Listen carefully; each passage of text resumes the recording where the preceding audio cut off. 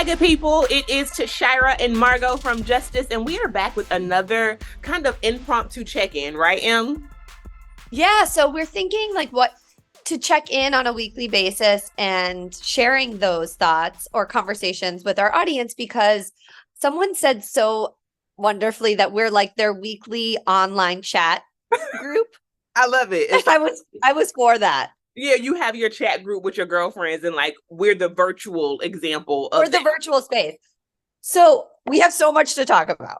we started. Tashara doesn't want to talk about Taylor Swift and Travis Kelce, but I'm sorry, I just fell asleep. But let's talk about other things, and maybe at some point we'll talk about that. Yes.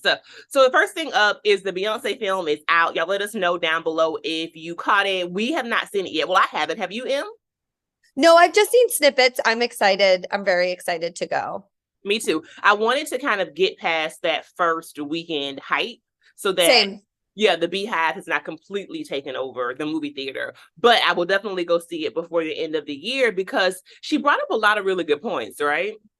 Yeah, and we were just talking about this idea, right? That so in the film, she talks about having, Beyonce's just an artist, and her show, I've never been to her show, although I really want to go at some point, is a spectacle. I mean, she entertains her audience. You went in like 2015 or something?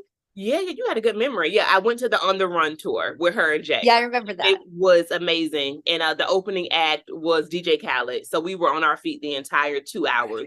Yeah, it was bomb.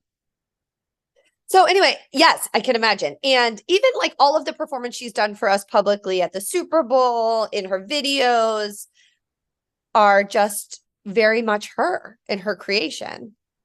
I mean, so and what happened? I watched a little bit of Carlos King's interview with Latavia Robinson. Do you remember Latavia?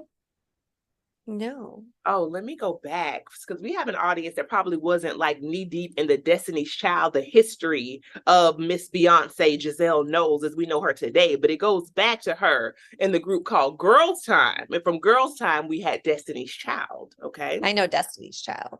So Latavia was in Girls Time, a la Destiny's Child with her, and famously got ejected from the group and found this out when the Say My Name video came out. She was at home watching the video and watching her replacement on the TV. And the kids don't know this, but we used to have to like tune in to MTV, BET to watch videos on a device. At a certain time, videos dropped. Exactly. And so, she's home probably like watching TRL or 106 in Park. Throwback. And she sees someone else in the group doing the choreography. Anyway, it was a reminder to me, girl. So we will talk about that different subject for a different day because she has struggled. LaToya Luckett was the other person who was ejected. LaToya has done much better, at least outwardly. Latavia has been very open about struggling with addiction, etc. since her ejection. No kidding. From the group. Rejection, it's hard. It's pretty fucking hard. And for it to be on an international stage, because at this point they were touring. I mean, they had already won a Grammy, right? So they were all in Europe, they were all over the world. And what she says is that she and LaToya began to like advocate because Matthew was their manager, who was Beyonce's father. And then they got kicked out. This is an aside. But what that interview, and you all should watch it if you're interested in her story, Carlos does a great job of holding space for people who kind of are misunderstood in pop culture. But what it stood out to me is how long Beyonce has been at this. Since she was 7 years old. And a child. And she's our age. I don't care what you could be doing. I don't care if you were weaving baskets. I don't care if you were painting toenails. If you've been doing it for 30 plus years, you are an expert. That is your craft. So what happened in the film that we're hearing is that in a specific incident, right? Beyonce said, I want a 30-foot camera to record my concert, Renaissance. In a certain way, in a certain vision, right? She had a certain vision for either how she was going to be displayed on the screen, I don't know, or the recording for the movie. I don't know which one it was. And they told her, producer said, that's impossible, that doesn't exist. And Beyonce said, what, Em? I Googled it. It exists. She did her own research, people. So there's so many elements of this that don't sit right with me, right? Like the most obvious being that her, first of all, not that everyone who is hired has to be like a yes person, but you're working for Beyoncé. So like something doesn't exist, you create it out of nothing. I don't know. Amen. And I also think what she pointed to later in her kind of synopsis of it, from what we understand, is that a Black woman is constantly having to stand up for her ideas, even when it's against your employees, which, to your point, is also, for me, very peculiar that women would be placed in a situation where they're being undermined by their own staff. And again, she's 30 years in the game. So clearly, she's one of the biggest artists of all time. If the thing doesn't exist, number one, create it, or trust her, trust Black women, and understand that it does exist. And she's not just making things up as this kind of frivolous woman with, it's like always this narrative about women not being grounded enough, not being dynamic, to use your point. Or that their feelings, I've been feeling this a lot lately in my life, like their feelings or reactions are too much and therefore not to be trusted. Mm-hmm. Yeah. And that makes it's okay to have big feelings and big ideas. That makes us then second guess ourselves. It breeds so many insecurities that are unfair. And what I was saying to you earlier is, so Beyoncé was told that a 30-foot camera doesn't exist for her own production needs, and it actually did. And that just is laughable as it relates to this documentary series that I have watched on Netflix called Bad Surgeon M. I was up until like 1 a.m, terrified about this shit. So let us know if you did a plastic surgeon. So he claimed to have been a thoracic surgeon who was at the forefront of stem cell research that he never actually conducted. And he claimed that he could replace part of people's windpipe with a prosthetic covered in stem cells. He never attached stem cells because he didn't actually know how to do it. And he was putting plastic in people's throats that was then rotting and killing them. Margo, this man was working at a hospital in Sweden that is the leading hospital in the entire world. And he claimed in a presentation in front of doctors that he had conducted these clinical trials, and someone raised their hand and was like, wait a minute, what about like the animals? What about the lab rats, the pigs, the something? Never had done any medical trials on animals. There's already questionable practices there that we could get into. But he had never done that. He went straight to humans. And by the way, the patients that were in this documentary series were all either Black and brown people or women that he outright killed. He killed these people. This man was not questioned, and people were going into surgery with him, teams of surgeons, documentaries. And Beyoncé wants a fucking camera. All she wanted was a camera. And y'all can't figure out the camera for Beyonce, yet you're letting this man put plastic in people's throats at the leading hospital in the world. Never question him. And never question him. And then the hospital, once they found out about it by some internal whistleblowers, actually stood behind him.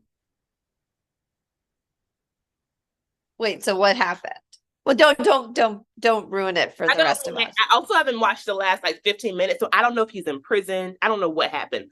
I do know that he ended up having multiple, obviously, relationships, 1 wife, 2 girlfriends, one of whom was an American television producer that he convinced the Pope was going to marry them at the Vatican.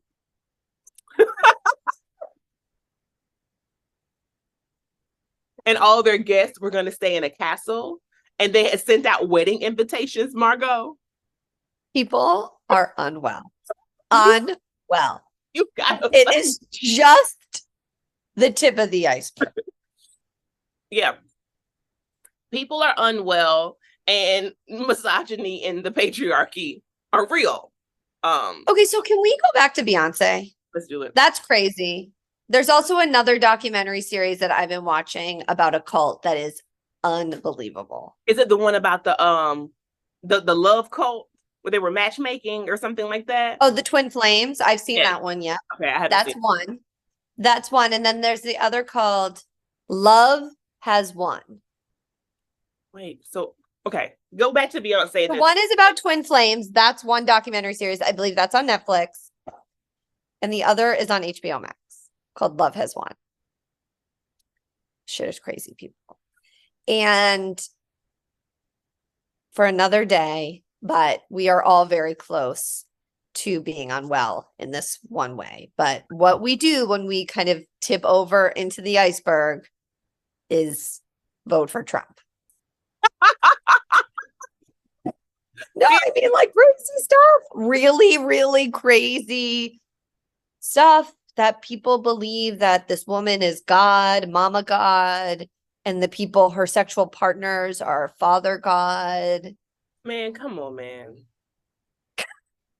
That reminds me of Keep Sweet. Have you seen that one about the FLDS? I've seen parts of it. It was too much. I couldn't. Yeah, it was real tough. It was really, really tough. So yes. Okay, but back to Beyonce. Back to Beyonce. What do you make of this? Well, I guess before I ask you your opinion about everyone else's opinion, I'm wondering what you thought when you saw her at her premiere. Ooh, I thought when it came down my timeline, I didn't know that it was a premiere photo. I just saw a picture, and my first thought was that it was Kim Kardashian. And I looked again, and I said, oh, that's Beyonce. And then I just kind of kept it. I was like, oh, I don't really like what she's wearing. But I just kept it moving. I mean, it wasn't something that stood out to me, right? Celebrities kind of adorn themselves. I adorn myself in ways that people don't always like. And so I didn't know what it was for. I didn't think twice about it. But evidently, this had the internet in an uproar to the point that Mama Tina had to like address it because she was tired of the shits. Yeah. Well, it was also interesting how she addressed it, because she addressed it as a hit on Beyonce's work ethic, which I didn't quite understand. I didn't catch that one. But maybe I misinterpreted her response too. I mean, Beyonce has dyed her hair platinum blonde. First of all, it's long, it's straight. I mean, I don't know if it still is. For the premiere, it was. Probably a wig, a very high grade wig. I mean, yeah, like it doesn't look like a wig. Like you can't see never the wig thing. Lace. Oh, you don't see her lace. You would never see Beyonce's lace. Yeah, exactly. So, and she's wearing like her mirror ball, like sequiny silver. So that could have played into it too. And her skin looks lighter. Mm. But is it the wig? Is it the dress? Is it the lighting? Is it the makeup? Who knows? And so people were claiming that she's like bleached her skin and all this sorts of things. That's silly. So here's my thing. The reason I thought it was Kim Kardashian is not because Beyonce has done anything wrong. It's because Kim Kardashian has made a career out of pretending to be Black. Oh, so say that loud.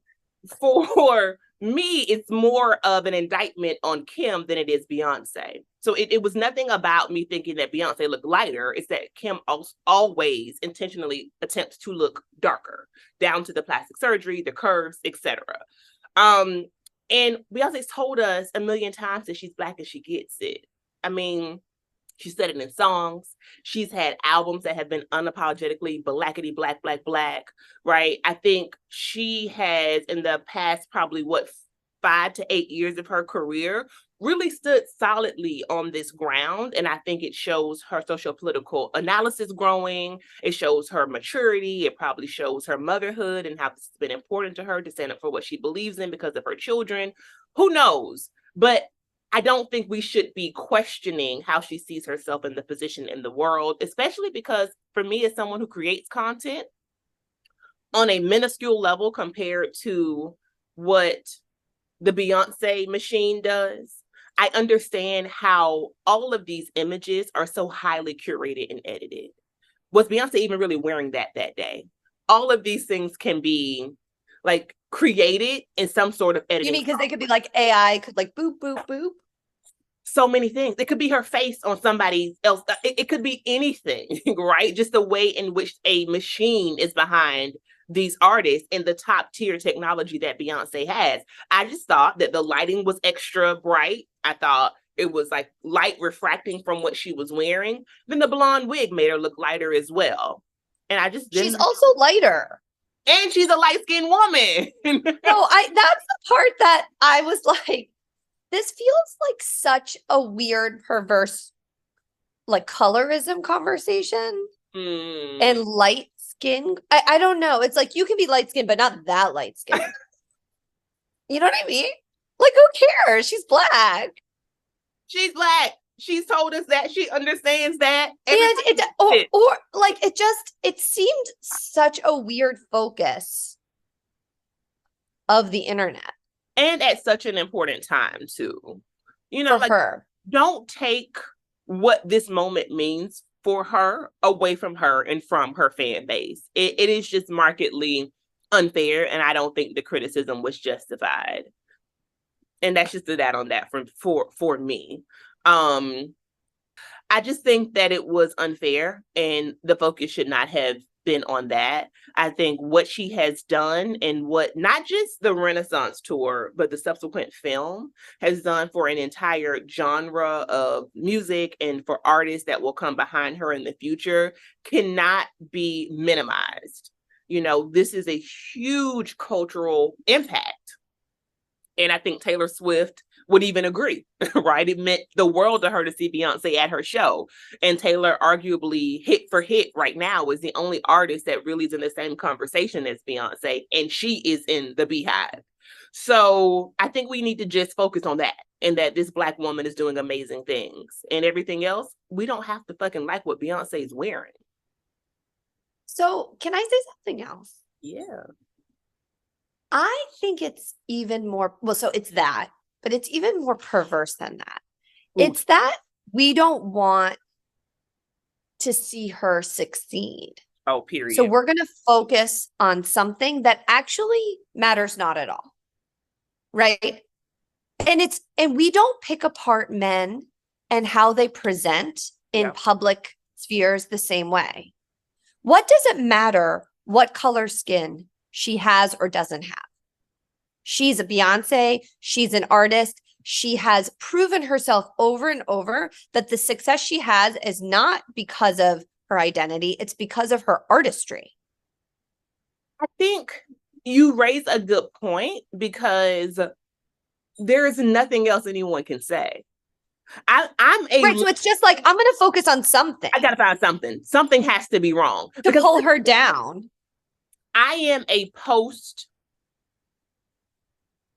flawless Beyonce fan, like pre-Lemonade, but not early Beehive. Like, I am very, very open and unapologetic about that. I was a Destiny's Child fan. I was a huge Destiny's Child fan.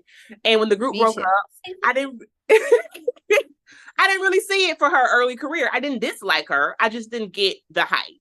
She has made it to where skeptics like me, you just simply cannot deny it. It is an insane work ethic. It is understanding the pulse and the tempo of the time. It's all the things. I don't have to get into all the things that she is. And so what that means is, what else could you have? What else? Right. So that's my point. It's like, it just feels really nefarious. It's like all of you can like or not like her music, whatever. I don't love all of her new music, honestly, but you can't deny her skill, her work ethic. She is actually before the times, I think. I think she anticipates social movements. I think she has touched on so many cultural, social touch points, including police brutality. We could get into all of it, right? But like, this was her moment. And this is what people are focusing on? Yeah. No, I get you. And I think what is even truer is that had she been a male artist who was having this moment, no one would say a goddamn thing about what they were wearing. Mm-mm. I mean, it would be comical to even have an opinion, actually. But it's the ways in which women are picked apart, and Black women at that, because this issue does bring up notes of colorism. Yeah, I also think I think there's also this expectation that women are not going to like stand up for each other, right? So like she went to Taylor Swift's premiere, Taylor Swift went to her premiere, and people are really shocked about that, right? Like that's like honestly, I would expect them to show up for each other, and I would expect more people to show up for them, as they should show up for other people as well. Yeah, I mean, it's like the Real Housewivesification of relationships, where there has like you don't have to this animosity, which is just a narrative and a trope that I think women are told and fall into very, very young. And so the expectation is that it must continue into adulthood. I've seen that, Margo, in my own work, where people will ask things like, oh, you met so-and-so influencer, how are they? Or, you know, I've been told that Fashion Week is like this, and then these spaces are catty. And I always say, I don't experience that. I don't. I genuinely don't. And if I did, you know me, I'm transparent enough to talk about it. Are there some issues that I have about spaces that exist around superficiality? For sure. But that's just me and my socio-political analysis. But as it relates to relationships with other women and Black women at that, it's love, because I walk in the room expecting to give it and therefore receive it. Right. I think this kind of cattiness and this kind of separation that we expect in throughout a woman's lifetime is stupid. Like, we're grown-ups. Stop. Yeah. It's also, you know, my analysis. It's what the patriarchy wants. Shando! Yeah. Like, they don't need to tear us apart, because we'll just do it to ourselves. And the same thing about white supremacy. Absolutely. Yes. And so, like, your success is my success and vice versa. I don't know. I truly believe that lifting others up doesn't take away from your own path. I mean, that should not be such a radical thought. Right, exactly. Like, it just feels very strange to me that there's such a focus on Taylor Swift showing up or Beyoncé showing up. Yeah. And it's like, why can't we just center kindness in the work that we're doing, as well as like work ethic, drive, you know, creativity, like being a cultural icon. I mean, all of those things can exist at the same time. They make totally different types of music. Even if they made the same kind of music, it could, right? Right, exactly. King and McDonald's still get to make hamburgers, but they make totally different kinds of music. So, right, there are lots of hamburgers, people, and we can enjoy and French fries. Yeah, we can poke bowls. Them all. I don't know why you're poke bowl. Sure, friend. There's ahi tuna. There's salmon. Smoothies, guys. We all fit in the panoply of the food spectrum. Exactly. Like, just stop it with the shits, dog. Stop it.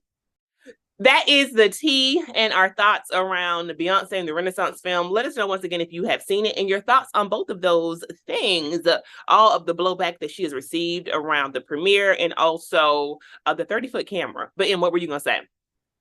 I was going to say, if we get enough engagement and people interested, we could also talk about it in the private community in a more in-depth way. So if there's interest in doing that, let us know in the comments below. This video is going to be released during the week of December 4th, but next week we're together taping. So you will be getting a vlog. Yes, you'll be getting a vlog. And also, we're going to be going live on December 13th at 5 p.m. So join us for that discussion. Yeah, that's going to be awesome. It's going to be our first YouTube live, which harkens back to what this whole project started around our Instagram live. So hopefully we'll get some of the same audience and even more. Last thing is, thank you to all of the league members who have been joining the private community. We see you and we cannot wait to continue to engage. We will see you, good people, next time.